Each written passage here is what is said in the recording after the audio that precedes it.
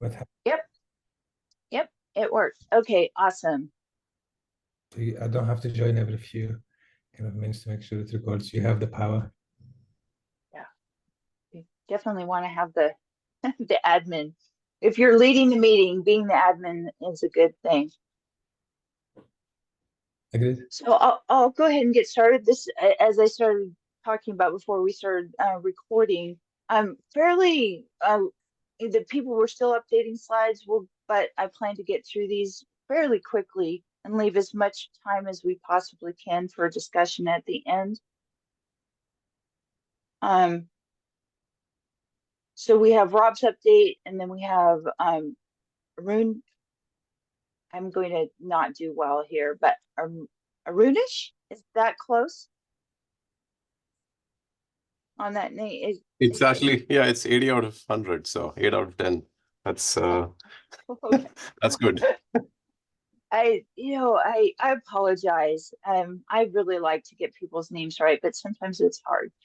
Um, so Rob couldn't be here. He's at a debate for the city municipality. He wanted to make sure and highlight the great contributions. When we look at what we're trying to do, it is, just an unbelievably heroic effort. And so, which is the power of community. With so many of us committed to this and being able to work on it, we're already making huge progress in just the short time that we've been together. So Marco, Rocky, and Rob created the permanent links. Rocky, unfortunately, he's in Australia, which puts him at the exact, worst time to be part of this meeting. So it's hard for him to attend. But he's been contributing a tons of great fixes and handling ISO use cases on risk analysis. Rob's added various clarifications and some improvements. Susanna, I can't see everyone who's here. Is Susanna here today? Did she join? No. So she's Yeah. been, is she here? No, I can't see her, sorry. No, she's not here. Okay. She's added quite a bit of information around the federated learning section, huge improvements. Ruben's, another name, but Bahaz, Bahanas, is that right? Behnas. Say it one more time. Behnas. Behnas. Behna, and Rob working on transfer learning attacks. It's really complex. Riza and his team are working on risk analysis. Rob wants to take some time and review that. I'm working on an OWASP liaison with Sen and Senelec, decision expected in 3 weeks. John, have you been part of that? No, I'm not super No, technical. you're not. It mirrors what we do with NIST on the EE side of things. Okay. The ETSI, the European, I actually had to add this definition because I wasn't sure who the European Telecommunications Standard Institute wants to adopt the exchange as a standard. Rob has a full day training that he's going to give on the AI exchange. We talked about, there was some discussion, you guys probably might have noticed in the Slack channel, on which type of English to use, US English or UK English. And I commented that we actually had this discussion when we were in the OWASP top 10. And what we realized was that a lot of non-English speakers actually learn American English, or if they're using a translator, it converts from American English. So it just cuts down on the complexity. ISO is an important standard in the making. I think we all feel very strongly about that. It's currently in committee draft stages and accepting input. Rob's representing as part of the Senelec working group. They want to contribute to the AI exchange, which means that our threats and controls will be fed into the 2790 in the next coming weeks. So I want to talk about a little bit about why, certainly, and John can talk about this too, many of us have our feet in many camps. And part of the reason is because historically, we've all been victims of multiple frameworks, multiple definitions, different standards, different ways to do things. And one of the really positive things that I've seen with the AI and all of the things that have happened in the last year and a half is there's really been so much support across the groups to come up with consistent definition and consistent ways to measure and metric and do things like that. So huge accomplishment with Rob's work around the ISO standard, because I just think it makes it so much easier for people who are actually trying to, meet these requirements, pass certifications, capture their evidence data when they only have to do it one time and it meets multiple standards. So he wants to reiterate that we need to prioritize the content of the controls, which means that we really need to look at the poison robust model, transfer learning attack, data quality control, obfuscating data, trading data distortion, poison bust model, adversarial, detect adversarial, and input distortion. Anything that we do will be fed right into the ISO standard. Again, ambitious, definitely see the positives on that. The other challenge I think we have as people working on this is the whole environment is so dynamic.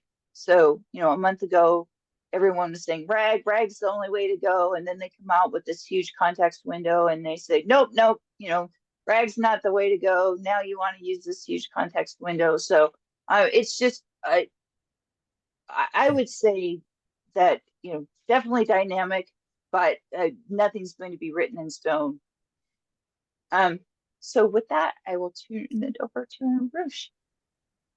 Oh, so I have like 51 minutes to talk about marketing and promotion. That's excellent. Yeah. I love talking. So, You have the right guy.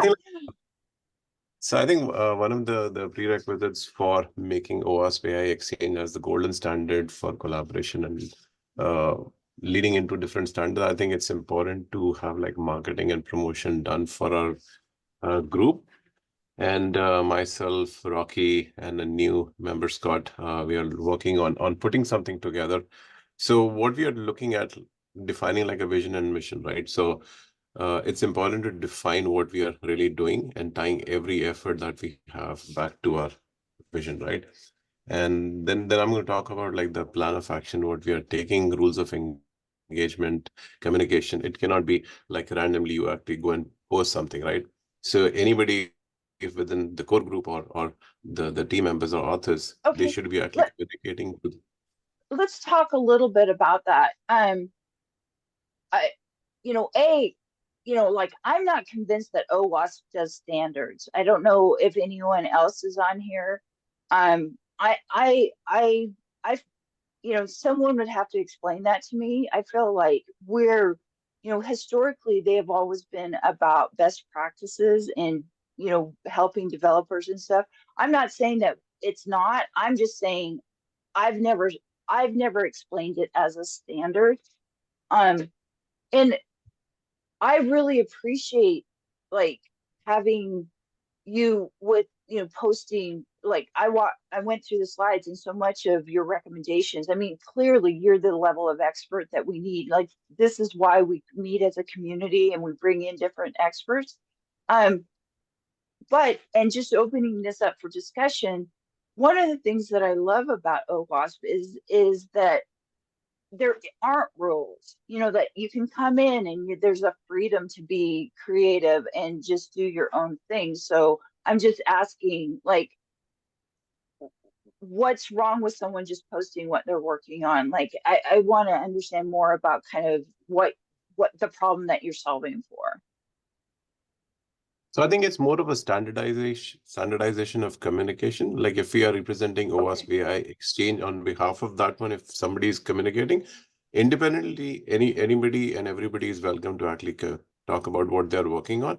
I'm talking about if you are speaking on behalf of OWASP AI Exchange itself, right? There needs to be some sort of a guideline of what needs to be done, who needs to approve, let's say, communication going out on behalf of a exchange, right? Independently, I have my own set of Okay. LinkedIn users. I communicate out for different things, right?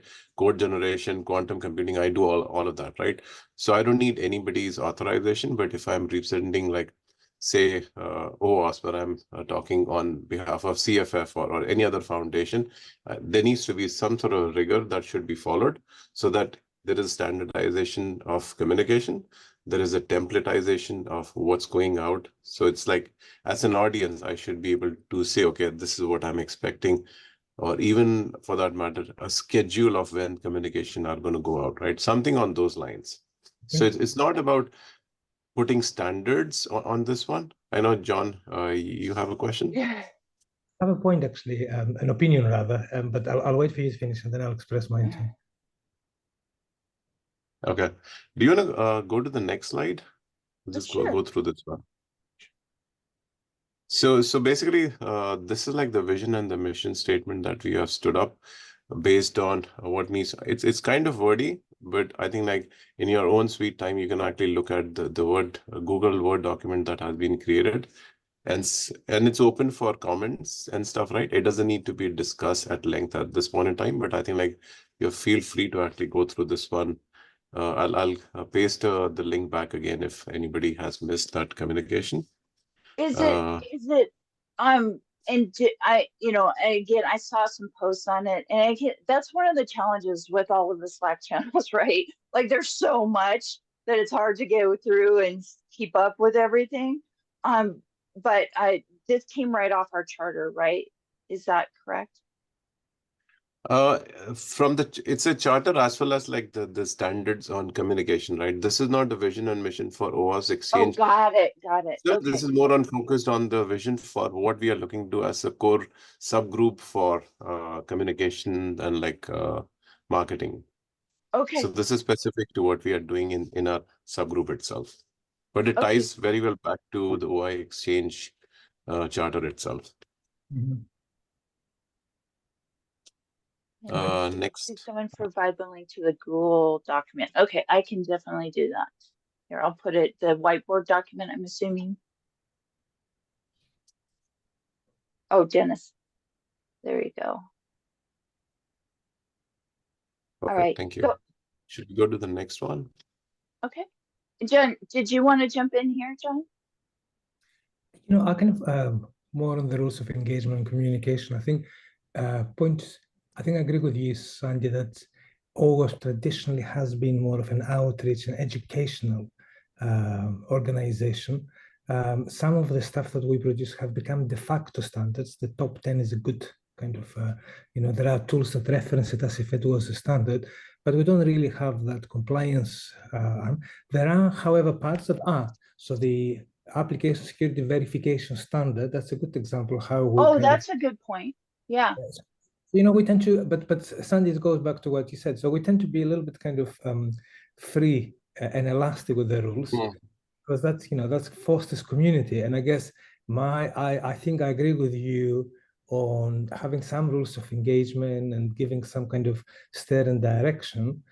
But I think, kind of having approvals, I think that would be an interesting concept to Friction. understand, because I produce content and engagements on the fly. I think making sure that we have that's my personal view, and it has worked in other groups within OWASP, having that kind of guidance of how to kind of present things and everything. I agree. I think if you're releasing something on behalf of OWASP, like a press release and everything, then in the review would be actually good to have. I think if I'm giving a talk to a chapter, for instance, as an AI exchange, I think we should be a little bit kind of freer there, because I don't think it will scale. That's my thinking, and I'm not trying to push back to what you're doing. I think some form of discipline and empowerment we need to.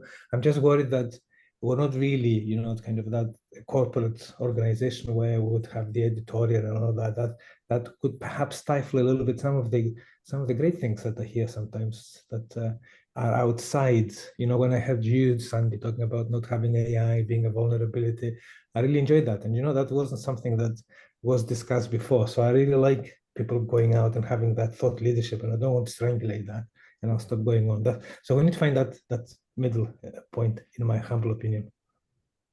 I think that, John, that's a very valid point, and maybe from a verbiage and also guidance perspective, maybe instead of calling it rules of engagement, we can put like a guidance per se.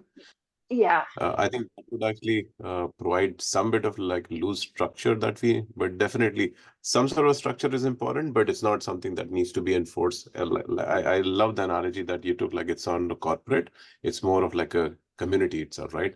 Consistency is what we want, really. We don't want policing, we want consistency. And I'm happy to have some people, you guys, to be the consistency people that I come and consult when I have an event and say, hey, this is what I'm talking about.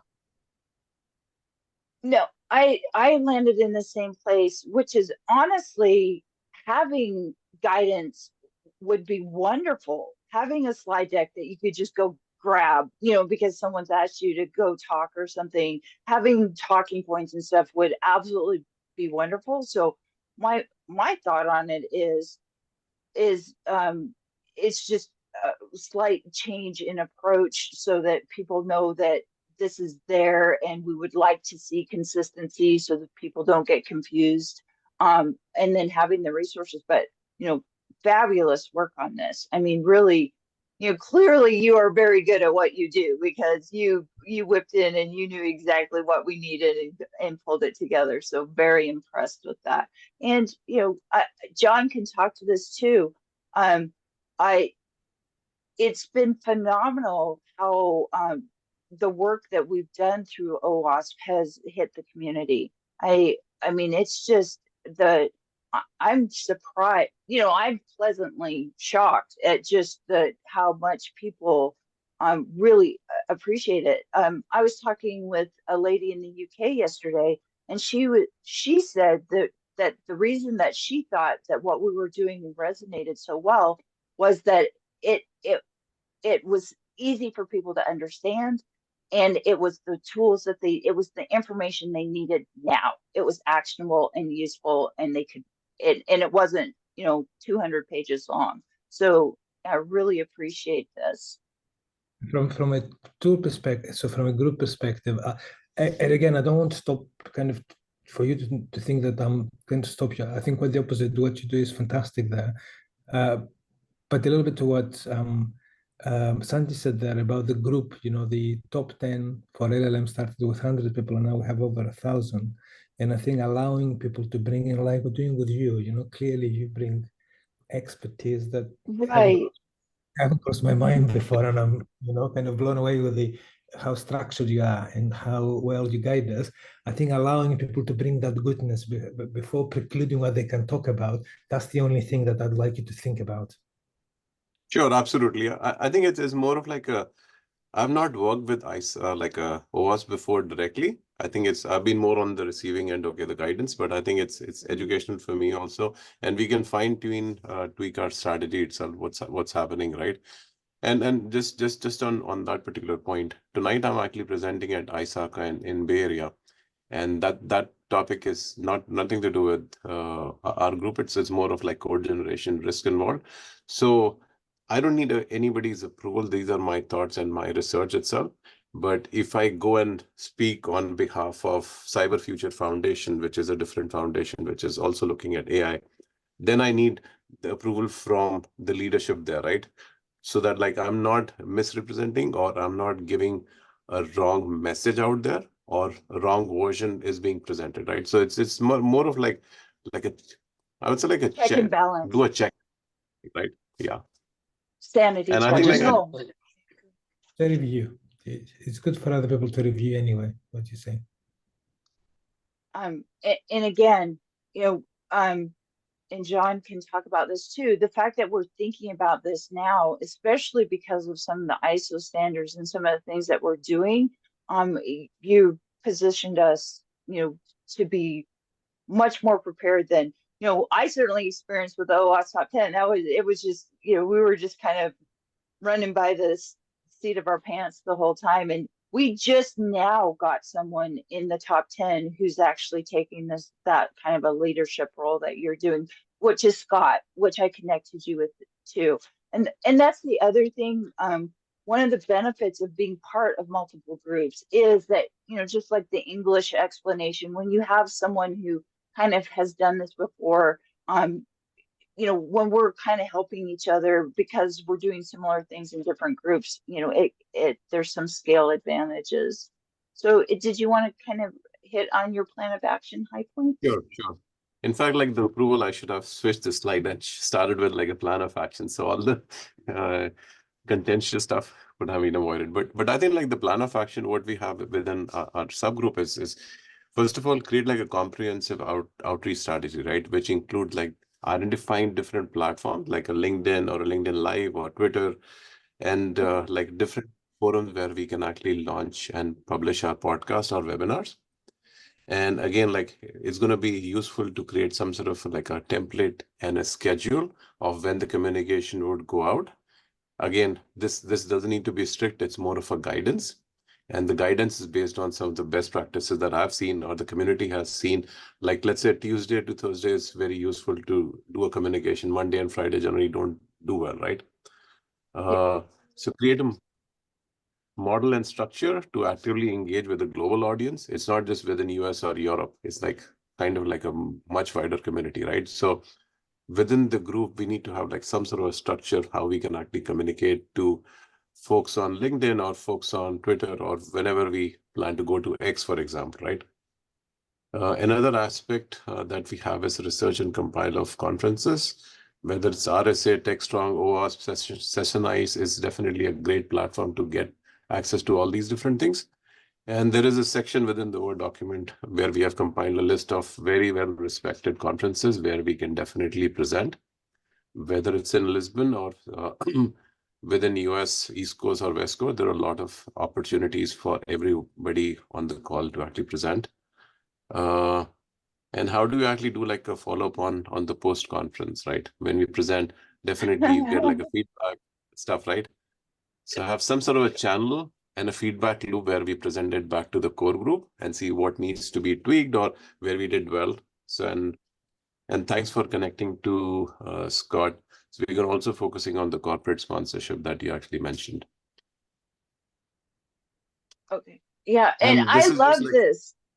I love this. When I saw this, I was like, I mean, how nice to have someone who actually knows this stuff. I mean, it's just fantastic. I'm like, I actually have an advisory business that I run. So, and my communication is important for me, right? How I communicate to the community and my clients. So these are not just my findings, but it's like kind of validated with other best practices out there. Again, like I broke it down into two sections. The top section is which is more relevant for us. And I'm not sure if we are ever going to use like Instagram or Facebook or TikTok for obvious reasons. Maybe YouTube, maybe. But I think the top three section is definitely up our alley. Yep.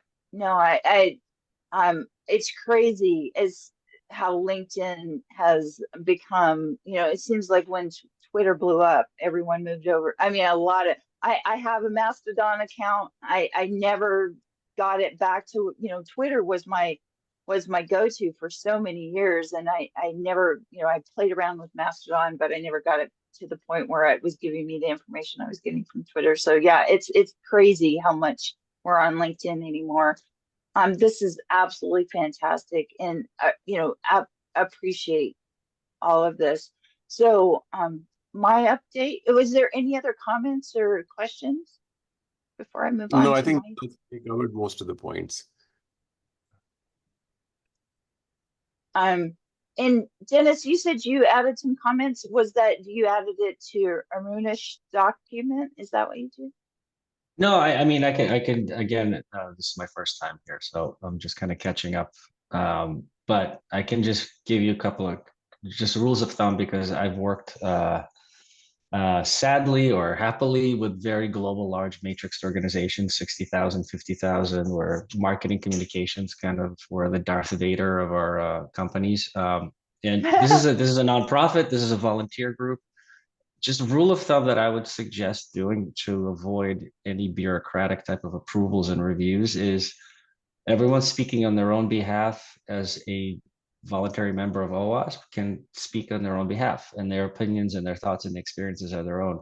If OWASP is putting out a post from its channel that is an official position of OWASP about this or that, then on the back end, I'm guessing some senior leadership folks, depending on what the topic is, would say, you know what, this is a good message, put it out. But otherwise, we're all, you know, free to say what we want to say, because that's the whole point of freedom of exchange of information. So I would say, if OWASP is standing behind it, like if somebody from OWASP is speaking to CISA in US, so CISA is working on their own AI security standards, then it might be more of an official communication. But if it's something like Anisha saying, like, I'm going to be attending a few things and talking and speaking, yeah, I don't think you need a rigid schedule at all at this point. I think what you guys are talking about is the right way to go. So we have just a very quick update. Actually, only 10 welcome emails since the last meeting. As you guys probably saw in the Slack, I migrated everything over to an account that I dedicated to the OWASP AI Exchange and took it out of my business account, which I felt like was a good thing to do. I'm having tons of LinkedIn conversations. So people, you know, and this might be something where you and Scott can work, Arunish. There's still a lot of confusion about how to join and how to contribute and the difference between the groups and what we're doing in OWASP in general.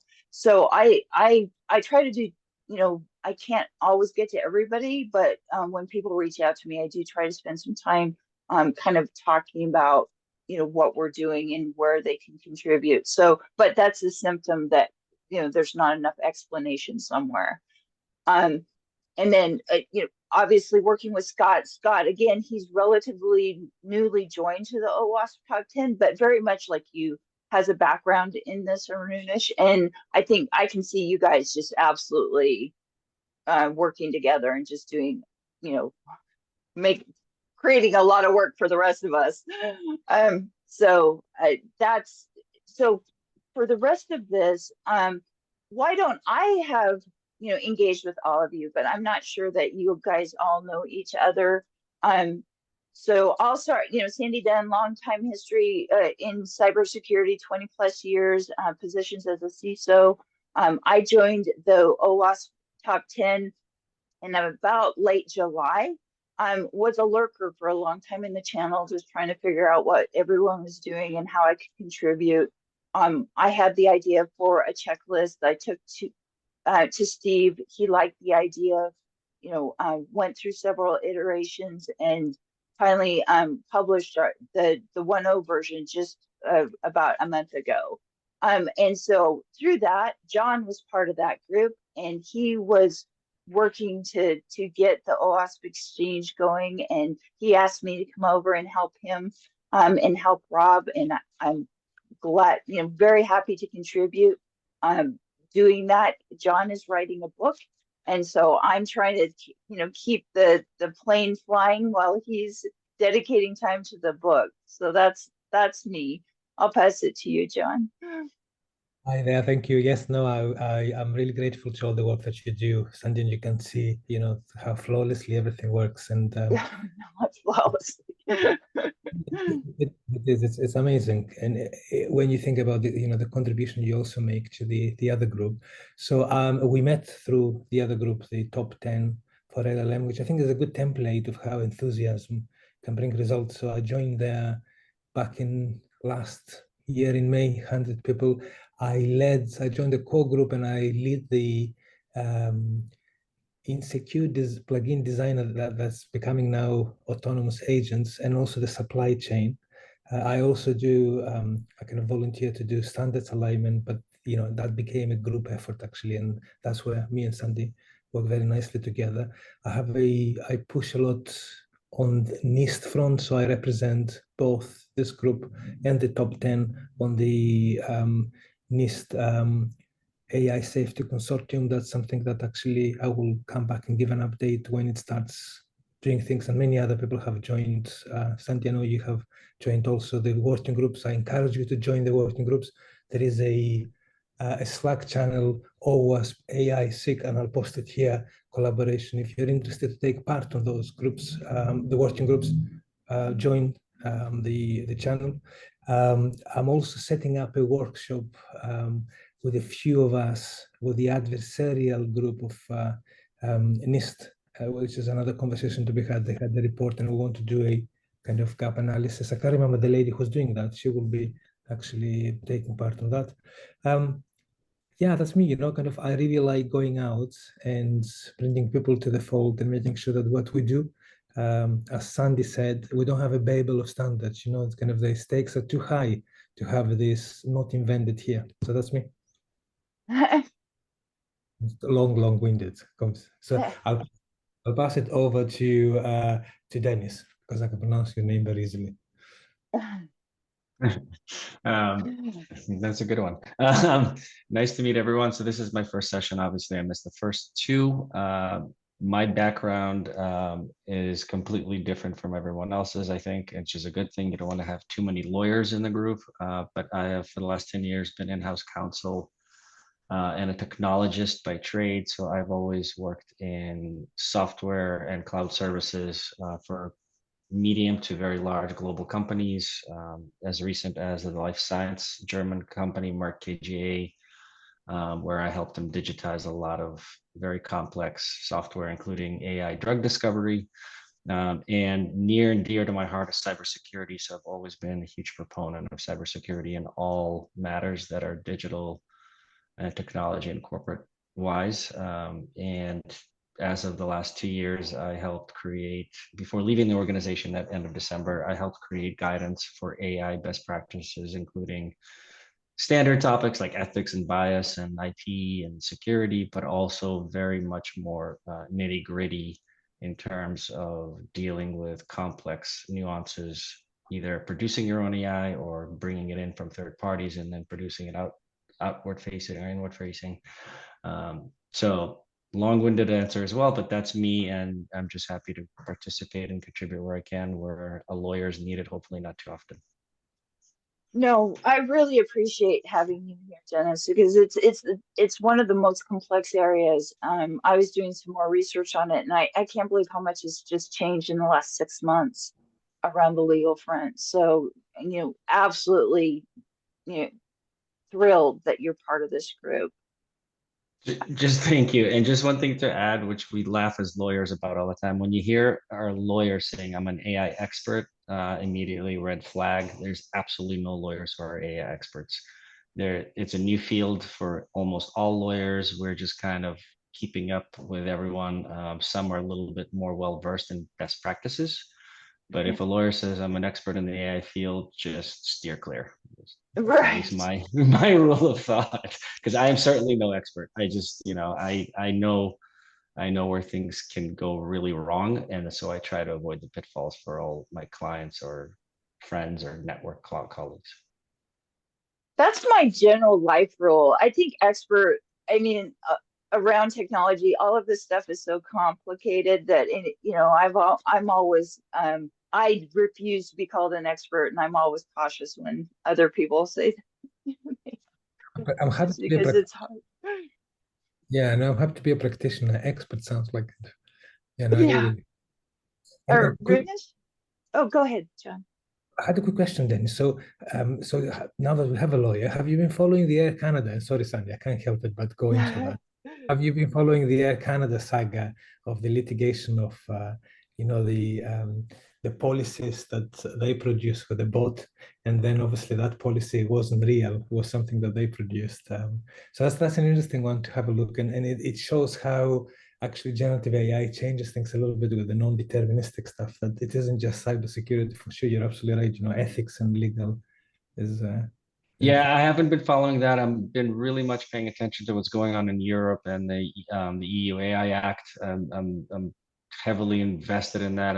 I know it's a I don't want to take up the time on the conversation, but it's such a beast, and as all of you well know, US closely follows EU policies, sometimes a little too late, sometimes now a little bit faster. So we're keeping an eye on that. So I'm curious, but no, I haven't followed that one. But I'm also following a lot of AI legal cases that are going on around the world. Because what's interesting in that area is there's absolutely no precedent has been set yet by any court, for example, around IP or security infringement or IP infringement, because the courts are just, they don't know what to do with it. And so without them having setting precedent, the regulations are kind of just being made up a lot of times by folks who have no idea what they're talking about. So I'm following a little bit of all of that and trying to piece together what's happening and constantly, keep tabs on it and share it on LinkedIn. Arunas, you've talked a little bit about your background, but Sure. Yeah, I'll keep it brief. I mean, Arunish Malhotra, I'm based out of New York and have been in the tech space for over 24 years. And within the tech space, I've moved pretty much in every aspect, right?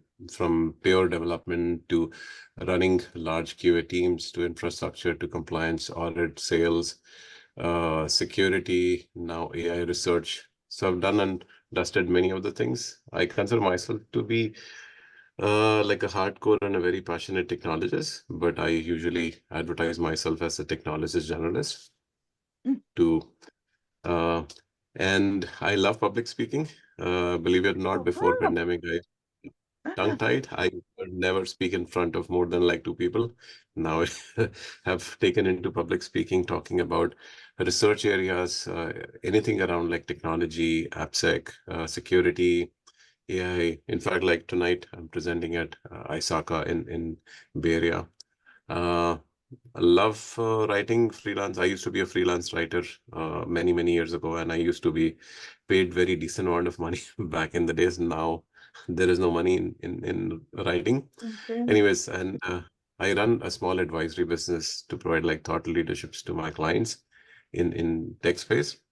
And for the past 5 years, I would say I've been looking at how technology can be adopted in different organizations and different verticals. So, and not surprisingly, that's my engagement with a couple of foundations like CFF, OWASP, AI Exchange, where I look at ways that you can apply different technologies. Like another research group that I lead is around quantum computing, right? What are the implications for quantum computing for organizations? So that's a quick 1-minute introduction to me. We're trying to entice, and I think it's because we're struggling with your name, and you'll forgive us. It's Behnaz. Behnaz, right. Oh, okay, there we go. Okay. I don't know. You'll have to forgive me. You have permission to butcher my name. Okay. So, should I introduce myself? Okay. Yeah, right. Yeah, just a little bit. Yeah. So yes, my name is Behnaz and I worked for more than 10 years in IT security. Actually, the most of my works was based on ransomware, log analysis, system analysis, and the whole of the network infrastructure. And now I'm working as a senior cybersecurity analyst in Accenture. And I help the different customers regarding to the implementation, the ZIM system, and control the logs in all of the infrastructures. And on the other hand, I started to work in AI department regarding to the risk and security analysis, and I started to help them to serve the customers actually. That's awesome. And you are, just to recognition, she has just been so working. I mean, she's just everywhere, all over the OWASP exchange. She's just fantastic work. Arun, my good friend Arun. Thank you so much. Thank you. Nice to meet you all. This is my I think first official meeting. I managed to miss first 2, but caught those up over the YouTube. Thank you all for putting out there. Arun Pamalapati, I'm senior security field engineer at Databricks. Most of my experience been in ML and most recently on ML SecOps. I'm also a co-author for Databricks AI Security Framework, which will be published next week. But more importantly, I'm here to kind of, contribute back to the community because I've been beneficiary of, all the work that came from OWASP and other places. So I started looking at BIMO as my first task.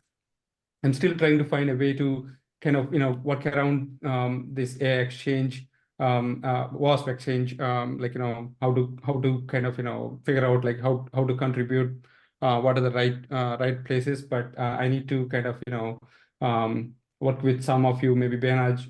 I'll try to follow you. It seems you've been making a lot of contributions out there. But yeah, I need kind of direction on how to kind of start adding value here. But once I get there, you'll see a lot of contributions coming from my side, because I had done a lot of work around like all these frameworks that were put out there to come up with the Databricks AI security framework. So I have enough raw material, but I need to figure out how to produce here. Oh, okay, and you saw the whiteboard link that I put in the chat at the very top of the chat. Okay, Yeah. that's really Yeah. that document. Okay, Yeah. Evgenia. Hello. Hi. Hi. I'm so if sometimes I start talking when you call it Yevgeny, sorry, it's close. So I might get confused. Nice to meet you all. So a little bit about my background, I guess, which is quite mixed. I started my career, I guess, with image processing. So the start was rather academic, but then I moved into the commercial world, and I worked a lot with big transformation projects, telcos, airlines, a lot of integration design there, that sort of thing, and a lot of business transformations as well. And then I guess I did a full circle, and when I moved to the UK, I worked on building the data science practice of a big consulting firm. And I guess I got back to where I started. I joined Code for Thought in September, and we are very much focused on responsible AI. So it's all about methods and tooling that may assist with responsible AI. So I was very excited when Rob asked us to contribute. And also a lot of the themes that have to do with images. Yeah, as you can imagine. Yes, very excited to have you here. Very excited. Joseph? Nice. Yeah, sorry, I don't have my camera on me, so my apologies. But Yusuf Ziwani, Senior Director of Slalom, participating on my own device, so I'm not representing Slalom in this call. Really just interested in learning more and participate in any way, shape, or form I can. I've been focusing on security in the cloud, public cloud specifically, AWS, Google, and Azure. But really, as of late, the last 2 years, I've had quite a few customers that are really into LLMs and deep learning, and therefore the security questions started coming, and we've been helping them with various knowledge bits here and there, and with various experiences that we had in the past. I was really excited to witness a few calls from the leaders here at the OWASP. And therefore that struck my interest, and that's why I'm here. I'm willing to participate. I have a few hours on my hands, and I can definitely lend them to you guys.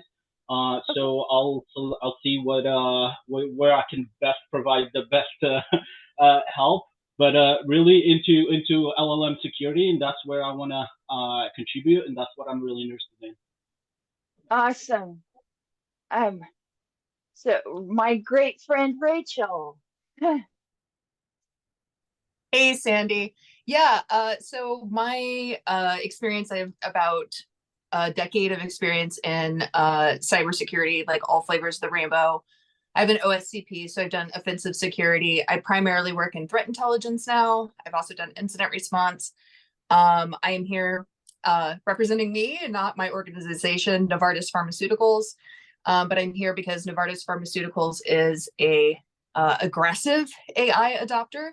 And my chief information security officer asked me to become the cybersecurity person who is the AI LLM expert. So trying to learn, trying to figure out where to participate. I think someone else said this as well. Like, as soon as I figure out where I can contribute, I will be I will be a contributor. I work in several working groups in Health ISAC, and I co-chair a working group in Health ISAC focused on artificial intelligence. So really excited to be a part of the group and excited to figure out the places that I can contribute. Thank you so much, Sandy. Yes, and just so Rachel and I, are friends outside of OWASP, and I just have to brag because she's just absolutely brilliant. One of my favorite people. Nicholas.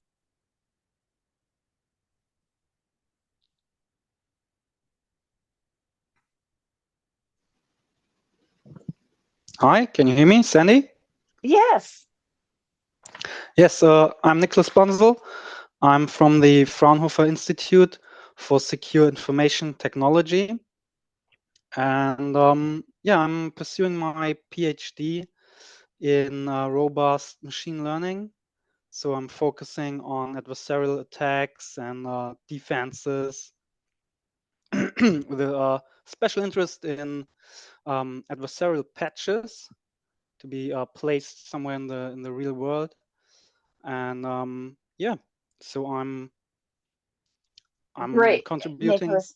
Yes, we're very excited. I'm very familiar with what you're doing, and Nicholas, so glad to have you here.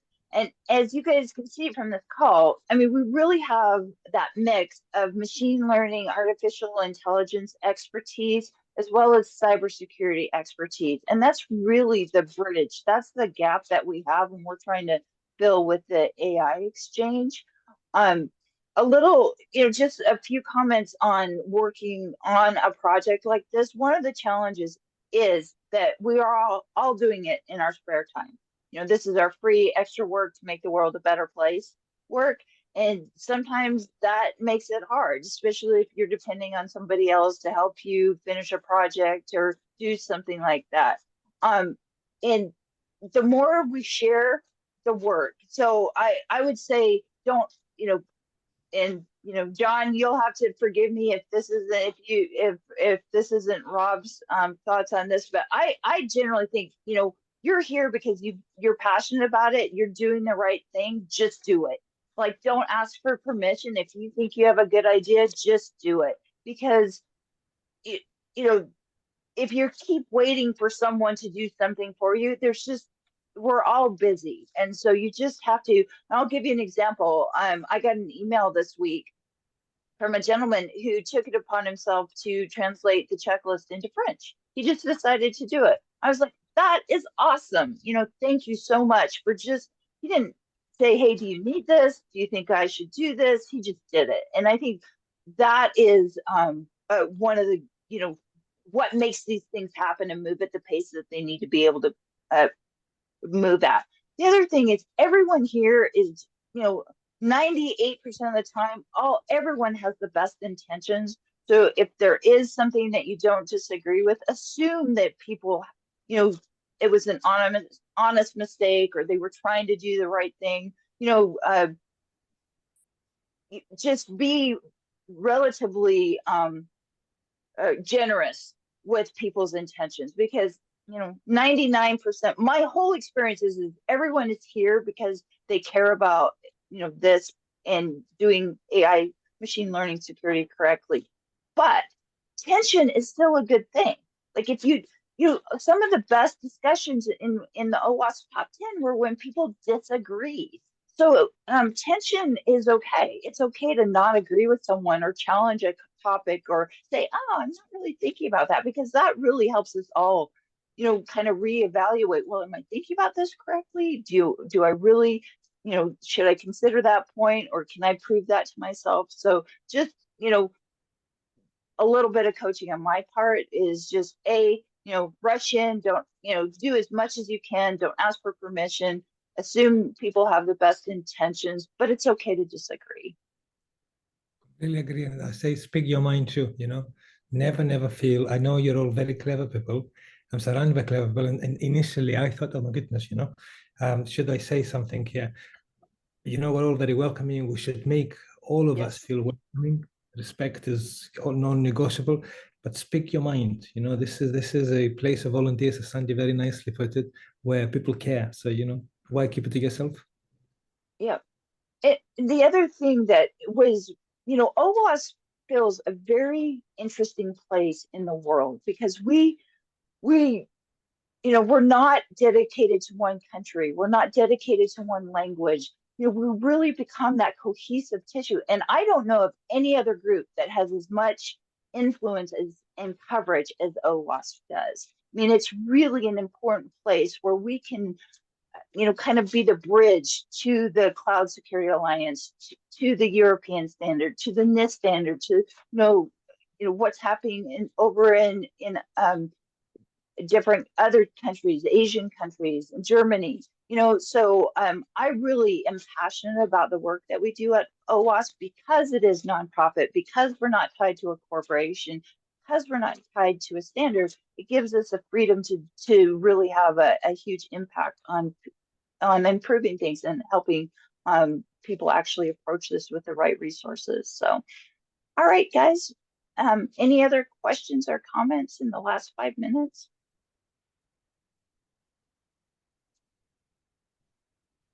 No, everyone's good. All right. Well, I'm sure Rob will watch the recording. Hopefully he'll be happy with how I led the meeting. John, if Rob leaves, I'm going to pass the baton to one of you guys or to John.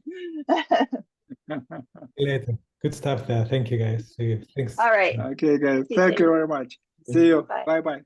Everyone.